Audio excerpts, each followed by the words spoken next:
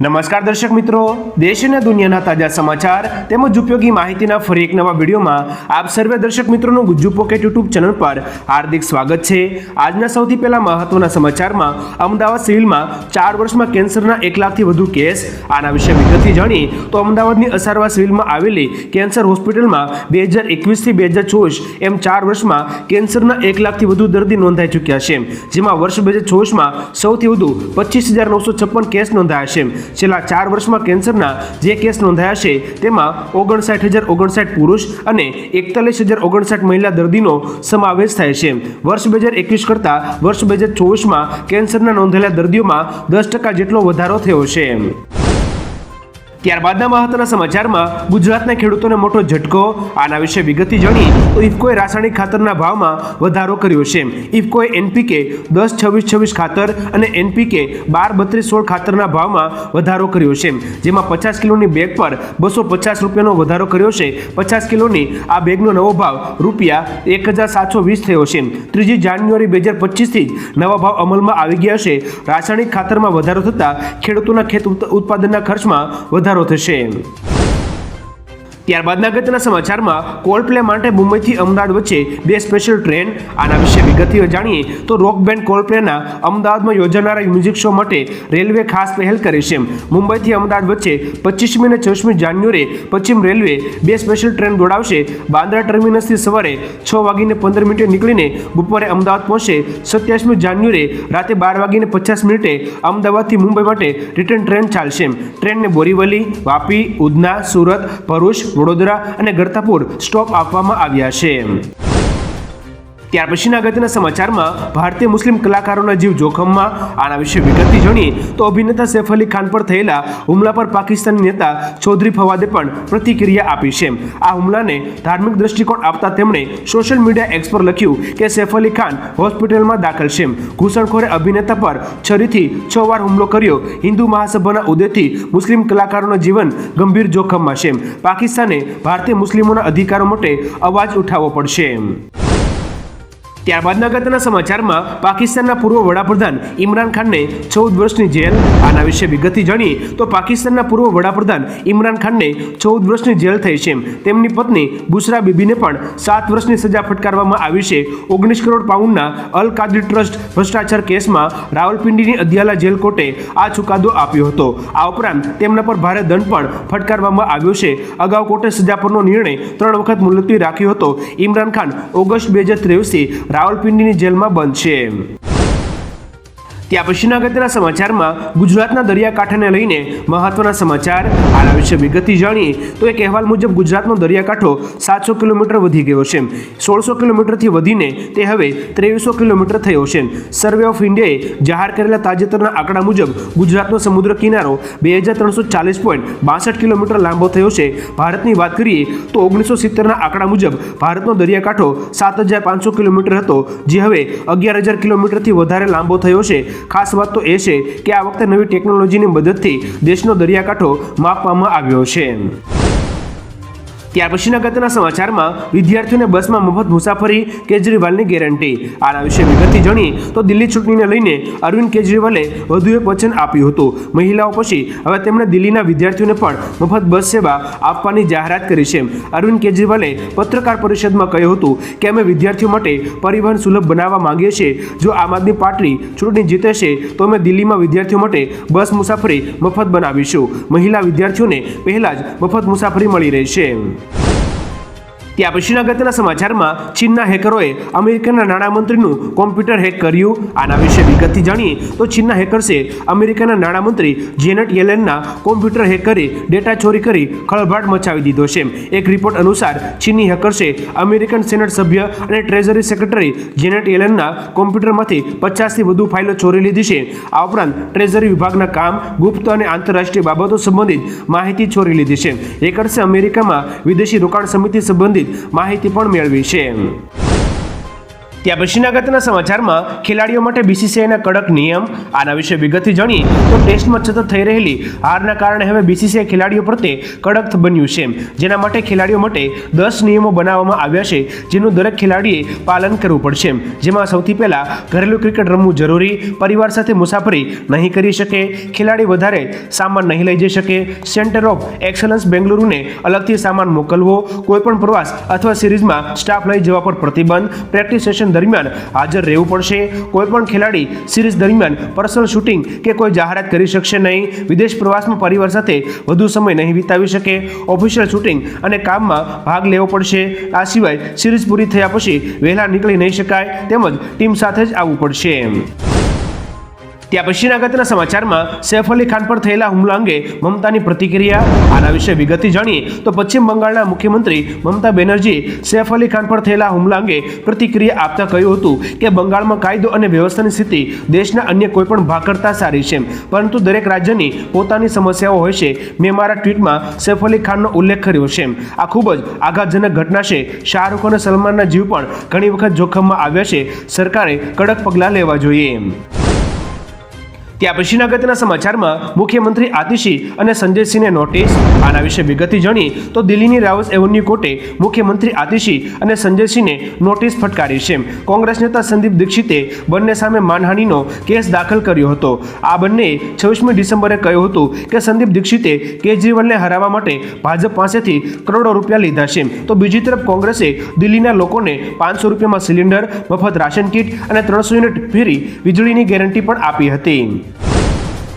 ત્યારબાદના અગત્યના સમાચારમાં નીટ યુજીની પરીક્ષા પેન એન્ડ પેપર મોડમાં યોજાશે. આના વિશે વિગતથી જાણીએ તો નેશનલ ટેસ્ટિંગ એજન્સી એટલે કે એનટીએના જણાવ્યા અનુસાર નીટ યુજીની પરીક્ષા આ વર્ષે પણ પેન અને પેપર મોડમાં લેવામાં આવશે. પરીક્ષા એક જ દિવસે અને એક જ શિફ્ટમાં લેવામાં આવશે. જો કે એનટીએ હજુ સુધી પરીક્ષાની તારીખ જાહેર કરી નથી. ગયા વર્ષે 23 લાખ વિદ્યાર્થીઓએ તેમાં ભાગ લીધો હતો. વિદ્યાર્થીઓ ઘણા સમયથી પરીક્ષાની તારીખો જાહેર થવાની અને રજિસ્ટ્રેશન શરૂ થવાની રાહ જોઈ રહ્યા છે. ત્યાં પછીના અગત્યના સમાચારમાં શિક્ષણ મંત્રી ડોક્ટર કુબેર ડિંડોરે આપ્યા મોટા સમાચાર. આના વિશે વિગતથી જાણીએ તો રાજ્યમાં હવે શિક્ષણ વિભાગ દ્વારા ગ્રાન્ટેડ માધ્યમિક અને ઉચ્ચતર માધ્યમિક શાળામાં નવી નિમણૂકમાં એનઓસીની જરૂર રહેશે નહીં. હવે શિક્ષક કે આચાર્ય તરીકે પસંદગી પામેલા ઉમેદવારોએ એનઓસી નહીં મેળવવી પડે. જિલ્લા શિક્ષણ અધિકારી નિમણૂક પામેલા ઉમેદવારોને મંજૂરી આપશે.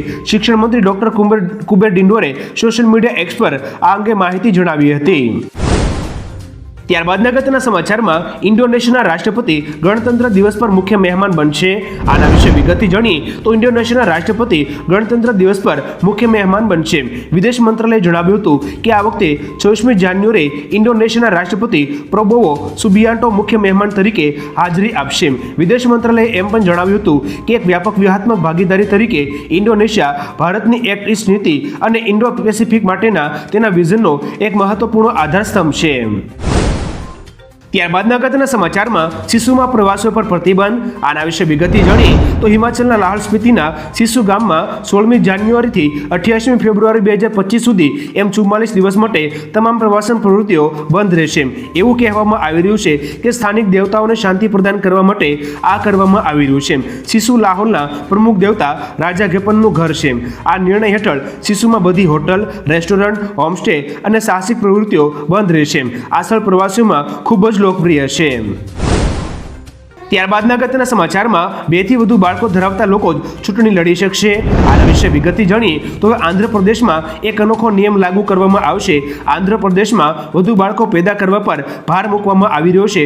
મુખ્યમંત્રી એન ચંદ્રબાબુ નાયડુએ પોતે કહ્યું હતું કે કોઈ વ્યક્તિ સરપંચ, મ્યુનિસિપલ કાઉન્સિલર અથવા મેયર ત્યારે જ બની શકે છે જો તેના 2 કરતાં વધુ બાળકો હોય. તેમણે સૂચવ્યું કે આનાથી વસ્તી ઘટાડાનો અંત આવશે.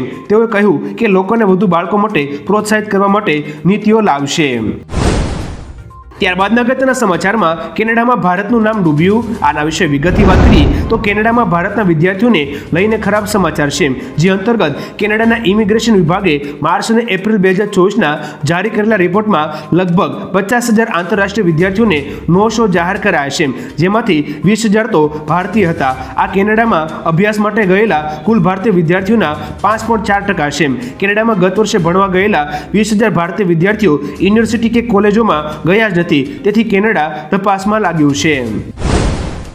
ત્યારબાદના અગત્યના સમાચારમાં આરજીકર બળાત્કાર હત્યા કેસ અંતર્ગત સંજય રોયને મળી આજીવન કેદની સજા.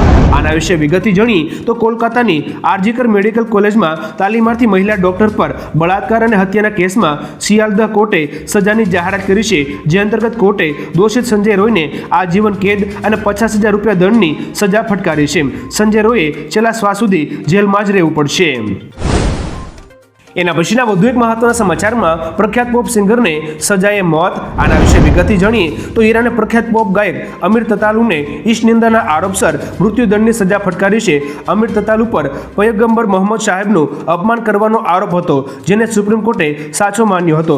આવી સ્થિતિમાં શરૂઆતમાં તેને 5 વર્ષની જેલની સજા ફટકારવામાં આવી હતી, પરંતુ સરકારી વકીલના વાંધા ઉઠાવ્યા બાદ આ સજાને મૃત્યુદંડમાં બદલી નાખવામાં આવી હતી. એના પછીના મહત્વના સમાચારોમાં 10 વર્ષમાં 55,000 વિદ્યાર્થીઓએ ખાનગી શાળા છોડી. આના વિશે વિગતથી જાણીએ તો અમદાવાદ મ્યુનિસિપલ સ્કૂલ બોર્ડ સંચાલિત શાળાઓમાં 10 વર્ષના સમયમાં ખાનગી શાળા છોડીને 55,605 વિદ્યાર્થીઓએ પ્રવેશ મેળવ્યો છે. વિવિધ વોર્ડમાં આવેલી 129 જેટલી મ્યુનિસિપલ શાળાઓને આ સમય દરમિયાન સ્માર્ટ શાળા બનાવવામાં આવી છે. એના પછીના વધુ એક મહત્વના સમાચારમાં કેન્સરના વધતા કેસ માટે પ્લાસ્ટિક પણ જવાબદાર. આના વિશે વિગતથી જાણીએ તો ગુજરાત રાજ્યમાં કેન્સરના કેસોમાં વધારો થઈ રહ્યો છે. જોકે વધી રહેલા કેસ પાછળ પ્લાસ્ટિક પણ જવાબદાર હોઈ શકે છે. ગુજરાતમાં પ્લાસ્ટિકના કચરાના નિકાલ અને ગંદકી મામલે રાજ્યભરમાં શું સ્થિતિ છે અને તેના નિયમોનું યોગ્ય રીતે પાલન થાય છે કે નહીં તે અંગે તાજેતરમાં ગુજરાત હાઈકોર્ટે 8 કોર્પોરેશન પાસેથી જવાબ માંગ્યો હતો. ગુજરાતમાં દર 2 મિનિટમાં 1 ટન જેટલો પ્લાસ્ટિકનો કચરો ફેલાય છે. ત્યાં પછીના અગત્યના સમાચારમાં મહાકુંભમાં 30 લાખ ગુજરાતીનો જમાવડો. આના વિશે વિગતથી જાણીએ તો મહાકુંભમાં 30 લાખ ગુજરાતીનો જમાવડો જોવા મળી રહ્યો છે. આ અંગે વાત કરતા સેક્ટર 20માં આવેલા નિરંજની અખાડાના સાધુ હર્ષવર્ધન ગિરીએ જણાવ્યું હતું કે અહીં દર ચોથા યાત્રિકે એક ગુજરાતી જોવા મળે છે. ગુજરાતમાં ખાસ કરીને સૌરાષ્ટ્ર અને કચ્છના લોકો અહીં વિશેષ પ્રમાણમાં આવ્યા છે. પ્રયાગની સીધી ફ્લાઇટ સ્પેશિયલ ટ્રેનોએ ગુજરાતના યાત્રિકોની સુગમતા વધારી છે. ત્યારબાદના વધુ એક મહત્વના સમાચારમાં આગામી 2 વર્ષ દુનિયા માટે સૌથી મોટો ખતરો. આના વિશે વિગતથી જાણીએ તો એક રિપોર્ટમાં ખુલાસો થયો છે કે 2024માં ઘણા યુદ્ધો જોનાર વિશ્વને આ વર્ષે પણ આવા જ ભયનો સામનો કરવો પડશે. Global risk report world economy ફોરમે જાહેર કર્યું છે કે 2025માં વિશ્વ યુદ્ધનું જોખમ 23% રહેશે. હવામાન ફેરફાર અને ભૂ આર્થિક મુદ્દાઓનો ખતરો. બીજું કે આગામી 2 વર્ષમાં ખોટી માહિતીનો ફેલાવો અને આગામી 10 વર્ષમાં ગંભીર આબોહવા પરિવર્તન ખતરનાક બનશે. ત્યારબાદના અગત્યના સમાચારમાં શાકિબ વિરુદ્ધ ધરપકડ વોરંટ જારી કરવામાં આવ્યું. આના વિશે વિગતથી જાણીએ તો બાંગ્લાદેશના ઓલરાઉન્ડર શાકિબ અલ હસન માટે છેલ્લા કેટલાક દિવસો ખૂબ જ ખરાબ રહ્યા છે. સપ્ટેમ્બર 2024માં ઇંગ્લેન્ડમાં રમાયેલી કાઉન્ટી મેચ દરમિયાન શાકિબની બોલિંગ એક્શન ગેરકાયદેસર મળી આવી હતી અને ત્યારબાદ તેના પર પ્રતિબંધ પણ મૂકવામાં આવ્યો હતો. તે અત્યાર સુધીમાં 2 વખત બોલિંગ એક્શન ટેસ્ટમાં ફેલ પણ થયો છે અને હવે એક ચેક બાઉન્સ કેસમાં શાકિબ વિરુદ્ધ ધરપકડ વોરંટ જારી કરવામાં આવ્યું છે.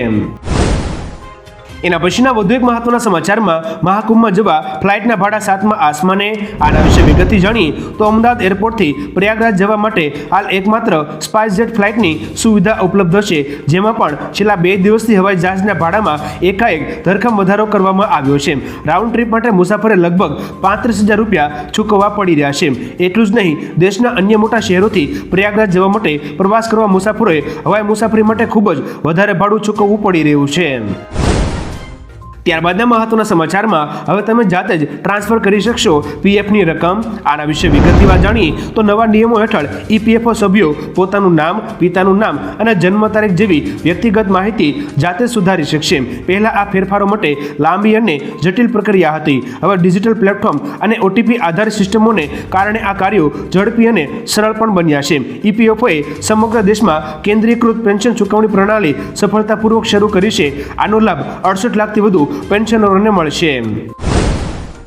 એના પછીના વધુ એક મહત્વના સમાચારમાં અમદાવાદ મ્યુનિસિપલ કોર્પોરેશન એટલે કે એમસી દ્વારા લેવાયો મોટો નિર્ણય.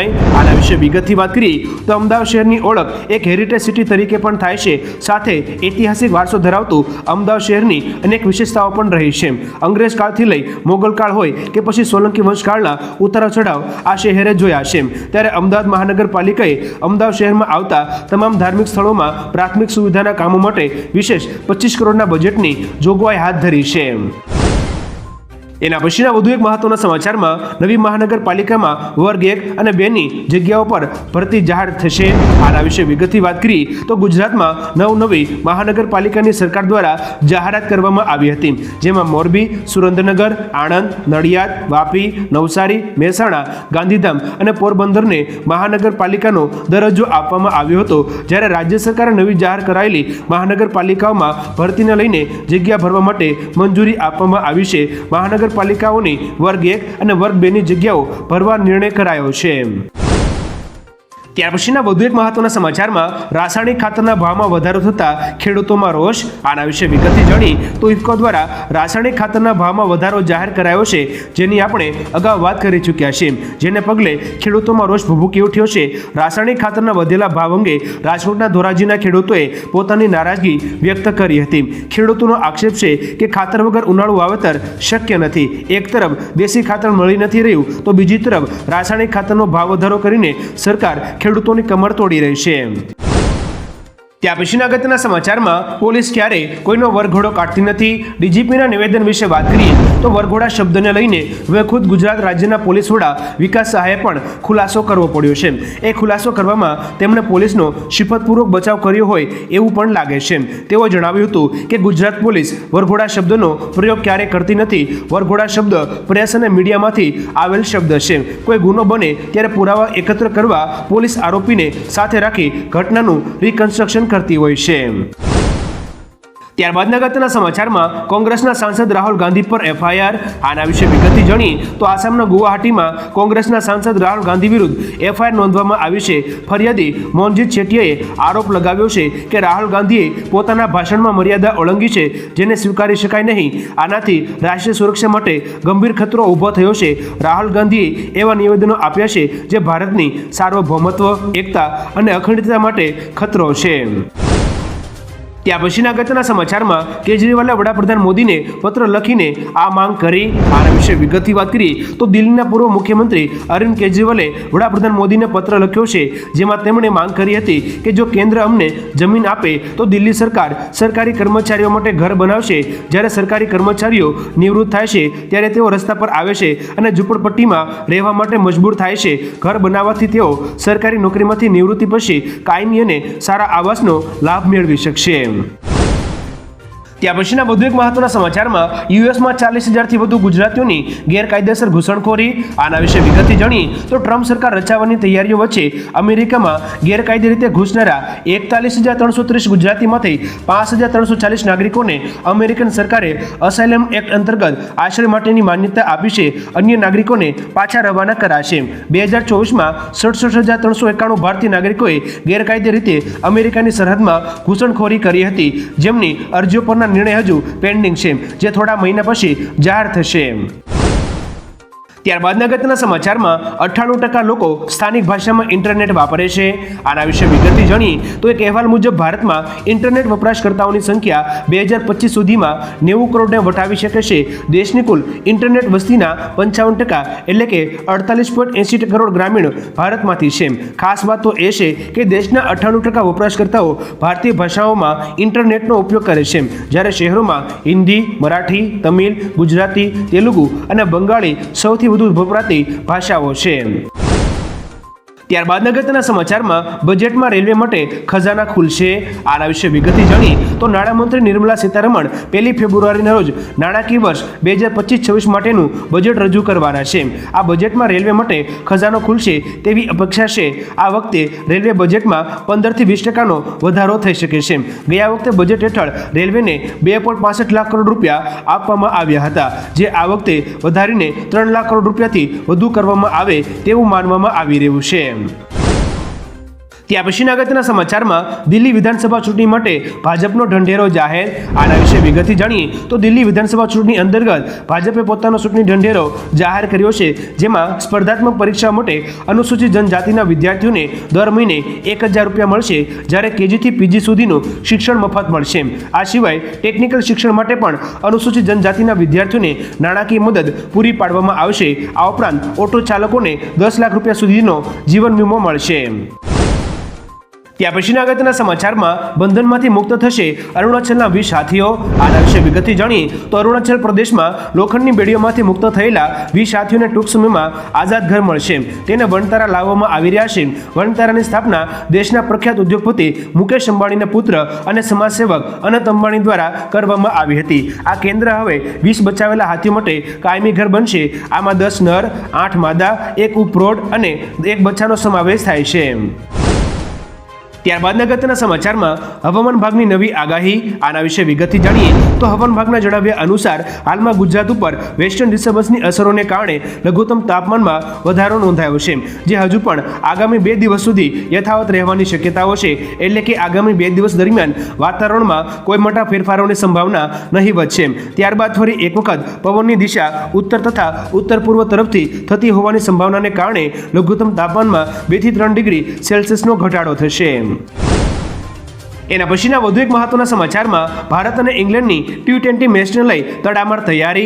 આના વિશે વિગતથી જાણીએ તો રાજકોટના જામનગર રોડ પર ખંડેરી ખાતે આવેલ નિરંજન શાહ સ્ટેડિયમ ખાતે 28મીએ ભારત અને ઇંગ્લેન્ડ વચ્ચે T20 મેચ રમાનાર છે, જેને લઈ સૌરાષ્ટ્ર ક્રિકેટ એસોસિએશન એટલે કે એસીએ દ્વારા તડામાર તૈયારીઓ કરવામાં આવી રહી છે. સૌરાષ્ટ્ર ક્રિકેટ એસોસિએશન દ્વારા આ મેચની ટિકિટના દરની જાહેરાત પણ કરવામાં આવી છે, જેમાં આ વર્ષે સૌરાષ્ટ્ર ક્રિકેટ એસોસિએશન દ્વારા ટિકિટના ભાવ 1500 રૂપિયાથી લઈ 7000 રૂપિયા સુધી નક્કી કરવામાં આવ્યા છે. આનું બુકિંગ બુક માય શો પર શરૂ કરવામાં આવશે. ત્યારબાદ અગત્યના સમાચારમાં પરીક્ષાર્થીઓ માટે જીપીએસસીના 3 મોટા નિર્ણય. આના વિશે વિગતથી જાણીએ તો જીપીએસસી દ્વારા 3 મહત્વના નિર્ણય લેવામાં આવ્યા છે, જેમાં નિબંધલક્ષી પરીક્ષામાં સારા પરીક્ષક મળે તે માટે પ્રશ્નપત્ર તપાસવાનું મહેનતાણું આયોગ દ્વારા બમણું કરવામાં આવ્યું છે. આ ઉપરાંત કેટેગરીનું પ્રમાણપત્ર ના હોય તેવા લોકો પણ કેટેગરીમાં અરજી કરી શકે તેવો નિર્ણય આયોગે લીધેલો છે. આ ઉપરાંત આયોગમાં ઇન્ટરવ્યૂ આપવા આવનાર ઉમેદવારોને સવારે નાસ્તામાં ફળો તથા બપોરે જમવાનું આપવામાં આવશે. ત્યાં પછીના અગત્યના સમાચારમાં સરકારે ખાંડ ઉદ્યોગને રાહત આપી. આના વિશે વિગતથી જાણીએ તો કેન્દ્ર સરકારે સોમવારે સપ્ટેમ્બર મહિનામાં પૂરા થતા 2024-25 સત્ર માટે 10 લાખ ટન ખાંડની નિકાસને મંજૂરી આપી હતી. તેનો ઉદ્દેશ સ્થાનિક ભાવ સ્થિર કરવાનો અને ખાંડ ઉદ્યોગને ટેકો પૂરો પાડવાનો છે. સોશિયલ મીડિયા પર આ નિર્ણયની જાહેરાત કરતા ખાદ્ય મંત્રી પ્રહલાદ જોશીએ કહ્યું કે આ પગલાંથી 5 કરોડ ખેડૂત પરિવારો અને 5 લાખ કામદારોને ફાયદો થશે અને ખાંડ ક્ષેત્રને પણ મજબૂત બનાવશે. એના પછીના વધુ એક મહત્વના સમાચારમાં ખોટી રીતે આરટી એટલે કે રાઇટ ટુ એજ્યુકેશનમાં એડમિશન લેનારાઓ પર તવાય. આના વિશે વિગતથી જાણીએ તો સુરતમાં આરટીમાં પોતાના બાળકોને પ્રવેશ અપાવવા માટે વાલીઓ દ્વારા ડોક્યુમેન્ટ સાથે છેડા કરી પ્રવેશ મેળવ્યો હોવાનું સામે આવવા પામ્યું છે. ત્યારે આ સમગ્ર મામલે સુરત જિલ્લા શિક્ષણ અધિકારી દ્વારા તમામ શાળાઓને આદેશ કર્યો છે. શિક્ષણ અધિકારી કચેરી દ્વારા પરિપત્ર બહાર પાડવામાં આવ્યો છે, તેમજ દરેક શાળાને વિદ્યાર્થીઓના નામ દીઠ માહિતી આપી તમામ સામે ફોજદારી કાર્યવાહી કરવા માટે સૂચન કરવામાં આવ્યું છે.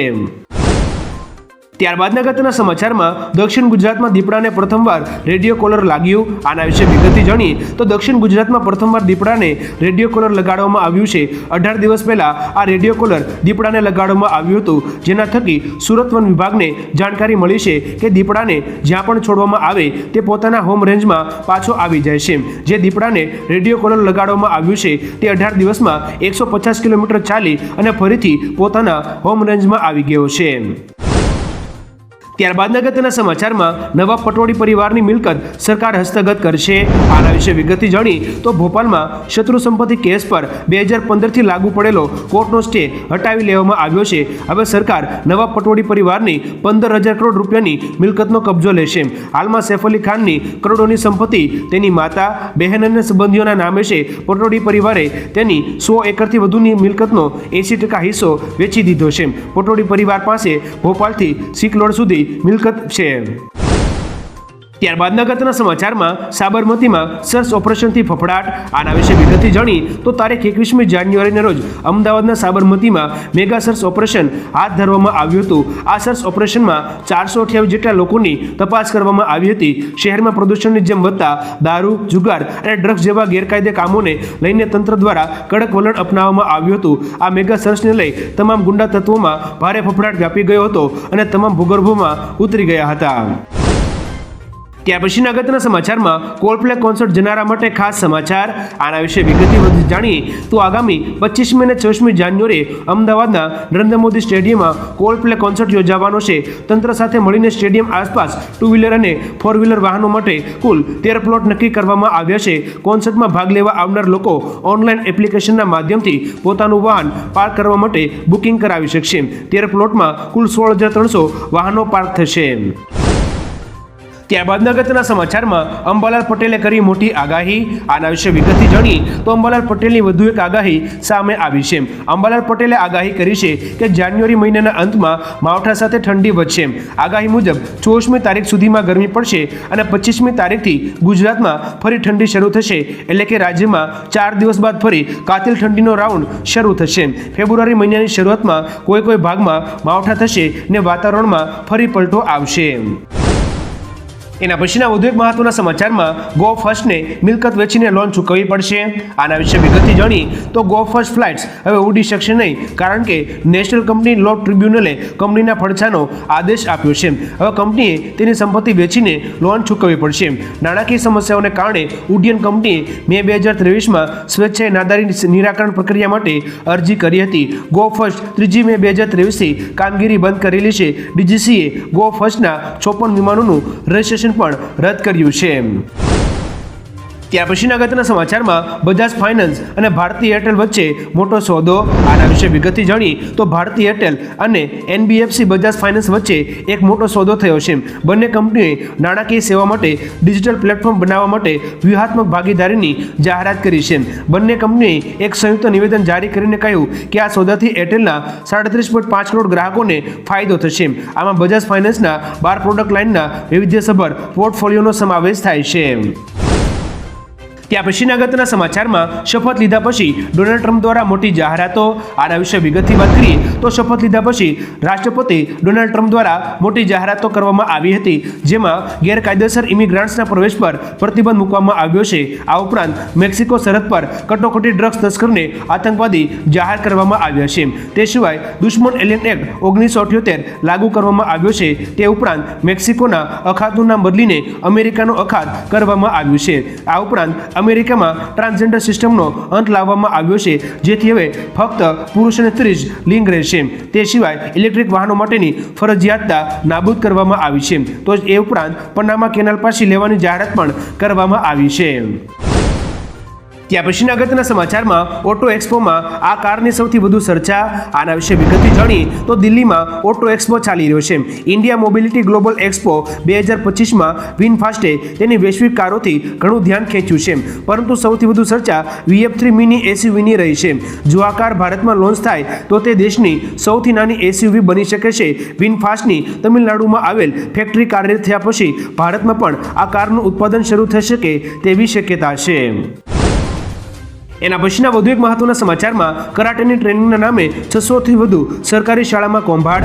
આના વિશે વિગતથી જાણીએ તો ગુજરાતમાં રાણી લક્ષ્મીબાઈ આત્મરક્ષા પ્રશિક્ષણ યોજનામાં કૌભાંડ થયું હોવાનું સામે આવ્યું છે.